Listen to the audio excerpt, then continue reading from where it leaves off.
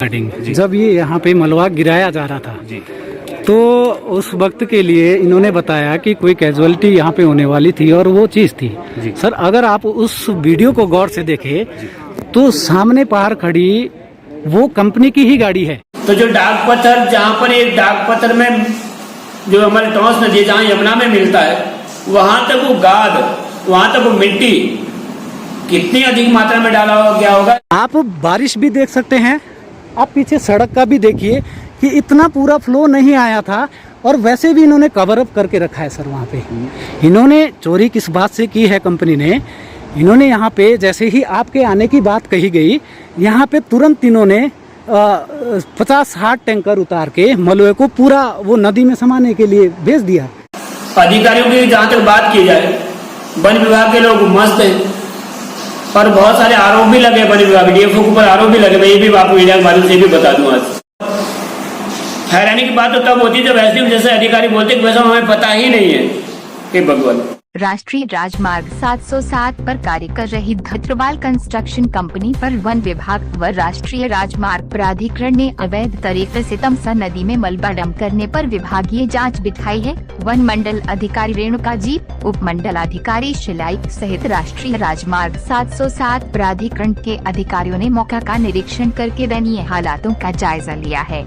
जानकारी के मुताबिक धत्रवाल कंस्ट्रक्शन कंपनी पिछले 3 महीने से तमसा नदी में अवैध तरीके से मलबा डंप कर रही थी और जब कोई कर्मचारी मौका का निरीक्षण करने पहुंचता तो अवैध डंपिंग यार्ड साइट पर दर्जनों टैंकर पानी डालकर सारा मलबा नदी में बहाती रही। अधिकारियों की मौका का निरीक्षण करने से पहले भी ऐसा ही नजारा देखने को मिला है, जिसे अधिकारियों ने बखूबी नोटिस किया होगा। धत्रवाल कंस्ट्रक्शन कंपनी ने अधिकारियों की मौका पर पहुँचने से पहले ही मलबे को नदी में डालने के लिए दर्जनों टैंकर पानी के अवैध डंपिंग यार्ड पर डाले हैं। इतना ही नहीं बल्कि जिस जगह पर करोड़ों मीट्रिक टन मलबा डंप किया गया है, उसी जगह पर भूस्खलन होने व गाड़ी में मरीज होने के चलते जल्दी में सड़क साफ करने की बातों से जांच अधिकारियों को कंपनी व चाटुकारों ने बरगलाने की कोशिशें की है तथा मीडिया की खबरों को भी गलत ठहराने की हर संभव कोशिशें की गई है। गनीमत यह रही कि जब कंपनी के कर्मचारी नदी में मलबा डंप कर रहे थे तो कवरेज करने उसी क्षेत्र में मीडिया की एक टीम गई हुई थी तथा सड़क से मलबा काट कर नदी में डाल रहे कंपनी के कर्मचारियों की पूरी तस्वीरें कैमरे में कैद हो गई।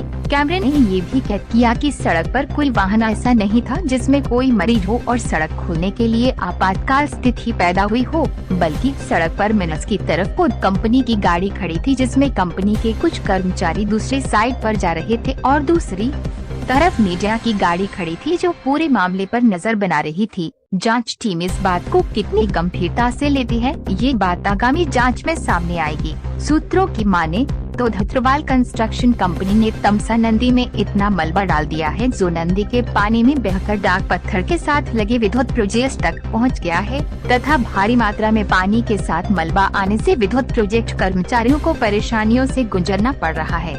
मामला ये भी सामने आया है कि जिस खाली साइट पर वन विभाग ने धत्रवाल कंस्ट्रक्शन कंपनी को पेड़ पौधों को लगाने के लिए जमीन विकसित करने की परमिशन दी थी, उसी जगह पर कंपनी ने लाखों मीट्रिक टन मलबा वैतरतीब तरीके से डाल दिया है जो 60 मीटर की जगह 300 मीटर से दूर जाकर तमसा नदी में जा रहा है।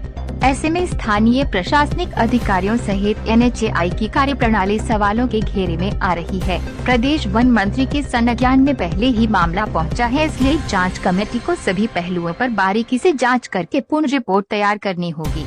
बहरहाल मामले में कौन सा विभाग कितनी सख्ती से कार्यवाही करता है, यहाँ ये देखने वाली बात होगी। कार्रवाई की हुई है और एक बार फिर से जो है दोबारा कार्रवाई 2 बार कार्रवाई यहाँ पे हो चुकी है। तो क्योंकि चिटपुट दिख रहा है तो उसके हिसाब से हमने कार्रवाई की है। फिर भी क्योंकि हमारे साथ जो है जो प्रोजेक्ट डायरेक्टर हैं इनके नेशनल हाईवे के जो नॉर्थ जो मिनिस्ट्री है उनके जो प्रोजेक्ट डायरेक्टर भी हैं और उनकी इंजीनियर्स की टीम भी है, तो फिर भी हम इसको दोबारा से एक बार, वैसे तो पहले एक बार एसेस कर चुके हैं लेकिन एक बार फिर से इसको एसेस करेंगे और इसको एसेस करने के बाद जो टेक्निकल रिपोर्ट आएगी उसके हिसाब से हम जो है कार्रवाई करेंगे, आगामी कार्रवाई। अच्छा सर, आपने एक टेक्निकल विंग से क्वेश्चन की बात बताई थी वीडियो के रिगार्डिंग, जब ये यहाँ पे मलबा गिराया जा रहा था तो उस वक्त के लिए इन्होंने बताया कि कोई कैजुअलिटी यहाँ पे होने वाली थी और वो चीज़ थी। सर अगर आप उस वीडियो को गौर से देखें तो सामने पार खड़ी वो कंपनी की ही गाड़ी है। आप अगर उसको वीडियो को देखें कि वहाँ पे कोई कैजुअलिटी है जिसकी वजह से करना पड़ा या फिर ये चीज़ें हैं। एक चीज़ सर और पता चली है कि आप जब यहाँ आने वाले थे तो यहाँ पे जितनी भी मिट्टी, ये अभी आप बात चलिए कि ये पत्थर वगैरह नीचे है, यहाँ पे कोई भी मिट्टी नहीं है। तो सर मैं आपको दिखाना चाहता हूँ, आप प्लीज़ इधर आएँ। ये जो सर नीचे आप देख रहे हैं, यहाँ पे अभी भी ये पानी, टैंकर का पानी है नीचे, आप इसको देख सकते हैं। आप बारिश भी देख सकते हैं, आप पीछे सड़क का भी देखिए कि इतना पूरा फ्लो नहीं आया था और वैसे भी इन्होंने कवर अप करके रखा है सर। वहाँ पे इन्होंने चोरी किस बात से की है कंपनी ने, इन्होंने यहाँ पे जैसे ही आपके आने की बात कही गई, यहाँ पे तुरंत इन्होंने 50-60 टैंकर उतार के मलबे को पूरा वो नदी में समाने के लिए भेज दिया। सर इसके बारे में थोड़ा सा बताएं, जो लोग भी बता रहे हैं कि देखिए इसके बारे में आप हो सकता है ठीक कह रहे हो सकता है ऐसा हुआ हो, क्योंकि अभी मैंने देखा नहीं, लेकिन फिर भी जो हमारे पास जो है हमारे साथ टेक्निकल विंग है, नया पाया है या कितना डैमेज हुआ है जी, वो टेक्निकली जब हम एसेस करते हैं तो सब कुछ उसमें पता चल जाता है। तो हम इसको जो है टेक्निकली एसेस करेंगे, जो भी टेक्निकल हमारे पास रिपोर्ट आती है हम उसके हिसाब से कार्रवाई करेंगे। धन्यवाद सर, थैंक यू सर।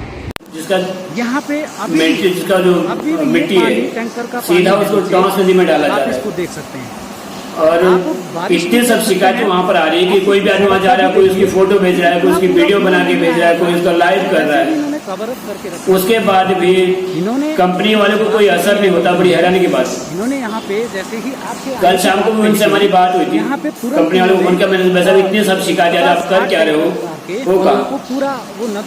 उन्होंने कहा कि भाई साहब मैं अभी भी फॉरेस्ट विभाग ऑफिस से निकला हूँ साहब, रात को 7:30 या 8 बजे की बात है। अब समझ सकते हैं आप, तो फॉरेस्ट विभाग सिलाई जाना, वहाँ से निकलना, ये क्या चीज़ है। इससे पहले हमने पहले उनको फ़ोन किया, भाई साहब आप इतना वहाँ पर मलबा क्यों डाले हो। उनका कहना ये था कि हमने 50,000 रुपये के हमें फाइन लगा हुआ था, दूसरे 50,000 रुपये का फाइन लगा था। वो पर्ची सी दिखा दी हमें कि भाई साहब हमने 50,000 रुपये, तो 50,000 रुपये का फाइन देने से या 1 लाख रुपये का फाइन देने से या 1.5 लाख रुपये का फाइन देने से उन्हें परमिशन थोड़ी नहीं मिलेगी कि आप पूरे रोड का जितना भी हो जो डंप जो मलबा है उसको सीधा टॉन्स नदी में डालो। कितना अधिक मात्रा में वो डाला गया है, क्योंकि आजकल विकास नगर होकर हम सबको आना पड़ता है, इधर का रोड तो बंद नहीं है।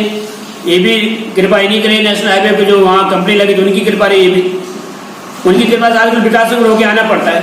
तो जो डाक पत्थर, जहाँ पर एक डाक पत्थर में जो हमारे टॉन्स नदी जहाँ यमुना में मिलता है, वहाँ तक वो गाद, वहाँ तक वो मिट्टी कितनी अधिक मात्रा में डाला गया होगा, मतलब करोड़ों टन, 2-4 लाख या 1.25 लाख या इससे का नहीं, करोड़ों टन मलबा सीधा टॉन्स नदी में डाला जा रहा है।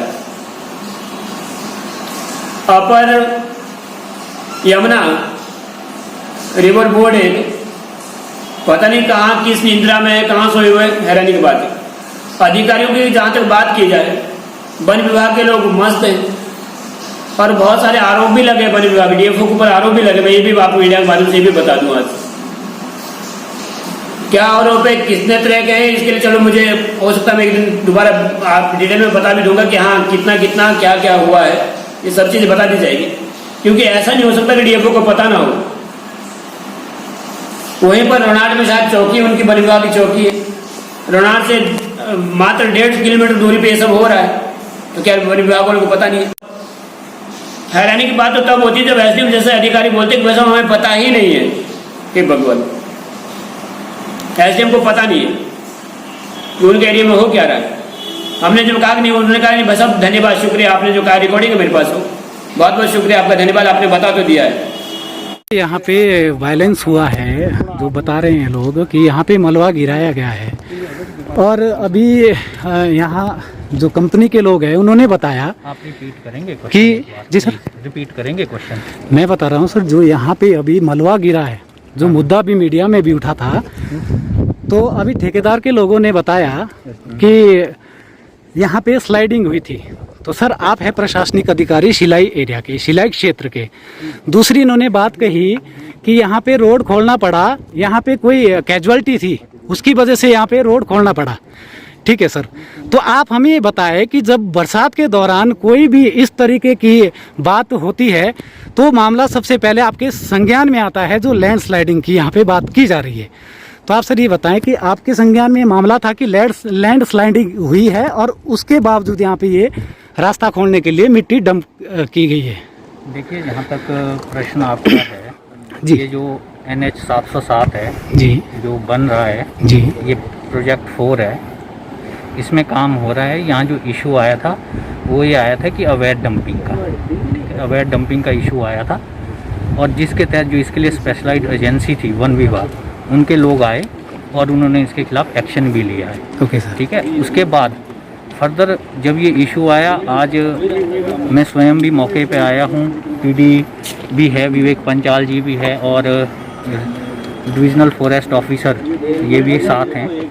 तो ये यहीं पे जो है कंपनी को डायरेक्शंस दी गई है कि जो भी काम होगा वो एज़ पर MOU होगा, उसकी जो टर्म्स एंड कंडीशंस है उसके अनुसार होगा। अगर उन टर्म्स एंड कंडीशंस को कोई भी वायलेट करता है तो उसके खिलाफ एक्शन होगा। Okay, thank you.